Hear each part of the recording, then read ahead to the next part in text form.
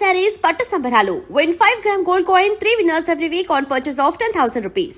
To Idol media ఈరోజు మన ముందున్న గెస్ట్ ఇంతకుముందు బిగ్ బాస్ సీత అని చెప్పి ఇంటర్వ్యూ తీసుకోవడం జరిగింది. ఇప్పుడు బీబీ జోడీ సీత మన ముందు ఉన్న గెస్ట్. బీబీ జోడీ సీతతో మాట్లాడి బీబీ జోడీ ఎక్స్పీరియన్స్ మనందరికీ తెలుసు. మనం చాలా తక్కువ చూసాం సీత డ్యాన్స్ షోలో చూడడం, కానీ సడన్గా డ్యాన్స్ షోలో చూసేసరికి షాక్ అయ్యారు జనాలు అందరూ. సీత ఎందుకు వచ్చింది, సాయి ఎలిమినేట్ కదా, సాయి దగ్గర సీత రావడం ఏంటి అంటే ఇలాంటివన్నీ వచ్చింది.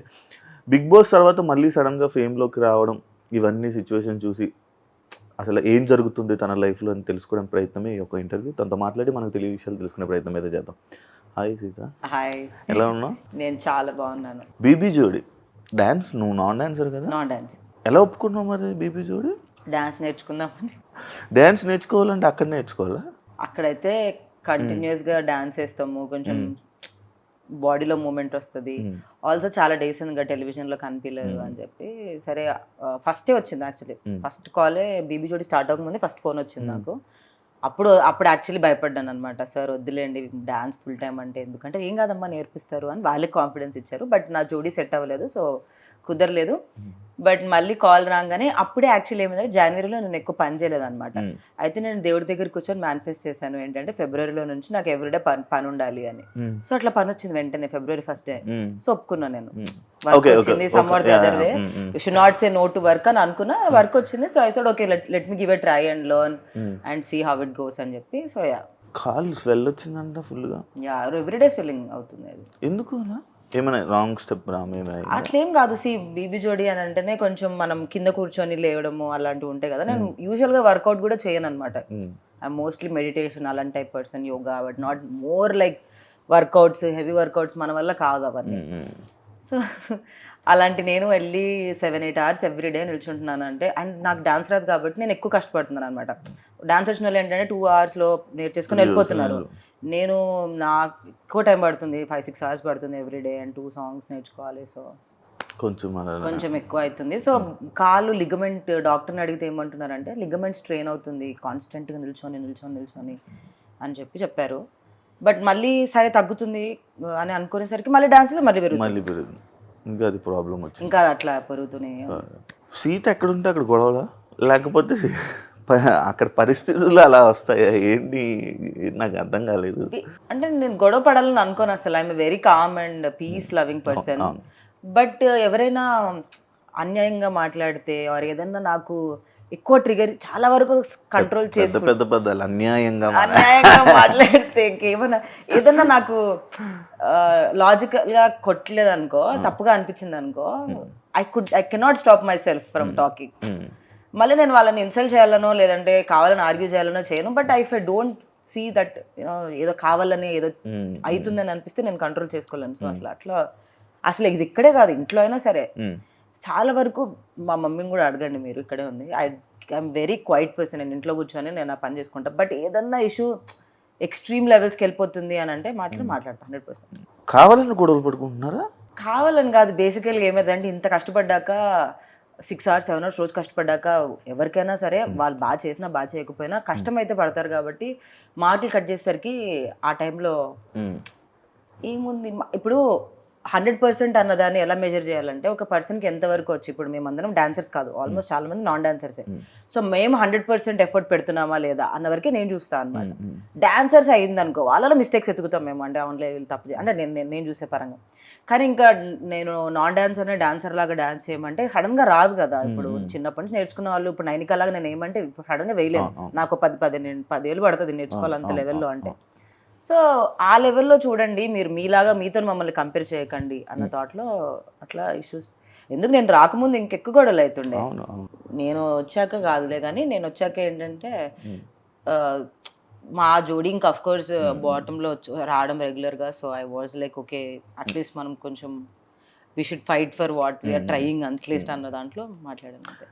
డిమోన్ పవన్ చెప్పిన పాయింట్ రైటా రాంగా? ఇట్స్ రాంగ్ పాయింట్ నాకు అక్కడ. ఎందుకనంటే మీరు అన్నది అదే కదా, that mother message 4 minutes song లో ఎన్ని చూపిస్తాం. మీరు నవ్వుతావేంటి? I really like Demon and Ritu. They're very sweet people in real. And ఆ రోజు అఫ్ కోర్స్ వాళ్ళు కూడా ఎక్కువ ఇష్యూ పడేది మా ఇద్దరికే. అర్జున్ కళ్యాణ్ వాళ్ళిద్దరూ సేఫ్ అయిపోతారు, మేమిద్దరమే ఎలిమినేట్ అయ్యే ఛాన్సెస్ ఎక్కువ. సో మా ఇద్దరికి అఫ్ కోర్స్ మార్క్స్ తక్కువ ఇచ్చే స్కోప్ ఉంటుంది, కానీ తను నాకు నచ్చలేదు అని ఇస్తే మార్కులు ప్రాబ్లం లేదు, కానీ ఏం చేయొచ్చో చెప్పడం problem. How can I decide? మా కొరియోగ్రాఫర్స్ కాల్ అది end of the day. And ఒక ఫోన్ని అంతకంటే ఇదిగా 4 నిమిషాల్లో చూపించలేము మేము. దాంట్లో ఫస్ట్ ఫోన్ అడిక్షన్, దాని తర్వాత ఫుడ్ మానేయడం, దాని తర్వాత ఇంకేం చూపించాము, లవర్ వచ్చి రావడం, మళ్ళీ చచ్చిపోవడం. 4 నిమిషాల్లో ఇంకా అంతకంటే ఏం మదర్ మెసేజ్ చూపించొచ్చి నాకు అర్థం కాదు అసలు. ఆ టైంలో ఆ లాజిక్ సింక్ అవ్వలేదు నాకు. ఇప్పుడు మీరు డాన్స్ చేశారు, దానికి ముందు ఏదో ఫ్రెండ్షిప్ మీద చేశారు, దాన్ని ఇంకా బెటర్ గా చేయొచ్చు అని మాకు అనిపించింది, కానీ మేము అలా చెప్పలేదు. మీ దాంట్లో డాన్స్ లేదండి అని చెప్పాం. లేదు మీరు ఇంకా బాగా చూపించాలని ఎలా చెప్తాం, అది కొరియోగ్రాఫర్స్ కావాలి కదా. సో అది నాకు అర్థం కాలేదు, ఇలా చేయొచ్చు ఆ 4 నిమిషాల్లో. కానీ మంచి ఎక్స్పీరియన్స్ కదా, బెస్ట్ ఎక్స్పీరియన్స్ కదా బీబీ జోడి. చాలా మంచి ఎక్స్పీరియన్స్. ఎలా ఉంది, ఎలా అనిపించింది ఆ వాతావరణం, ఆ జడ్జెస్ జడ్జిమెంట్? చాలా బ్యూటిఫుల్ జర్నీ. బ్యూటిఫుల్ అంటే కానీ వాచిపోతుంది జర్నీ.